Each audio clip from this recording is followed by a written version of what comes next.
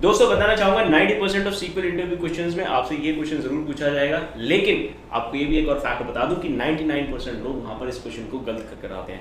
Question है कि जैसे कि आपके पास एक एम्प्लॉय डेटा है, उस एम्प्लॉय डेटा में आपको सेकंड हाईएस्ट सैलरी पता करनी है। चलते हैं स्क्रीन के ऊपर।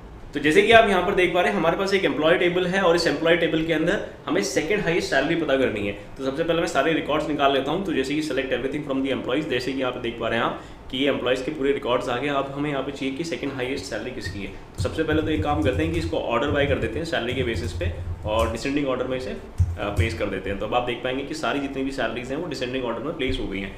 तो यहाँ पर मुझे दो सैलरी दिख रही है जो कि सेम है, कॉमन है।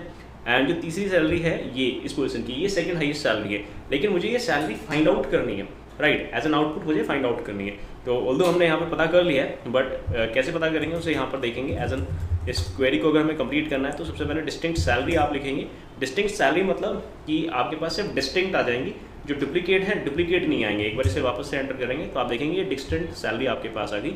अब आपको ये 85,000 चाहिए, तो यहाँ पे एक क्लोजर इसे आप यूज़ करेंगे लिमिट 1, एंड लिमिट 1 करने से क्या होगा कि सिर्फ 90,000 एज अ फर्स्ट रिकॉर्ड वही डिस्प्ले होगा। बट आपको क्या चाहिए कि 85,000 चाहिए, तो ऑफसेट 1 यूज़ कर लेंगे यहाँ पर। और जैसे ही आप ऑफसेट 1 यूज़ करोगे तो आपके पास में 85,000 एज अ सैलरी, वो सेकंड हाईएस्ट सैलरी है।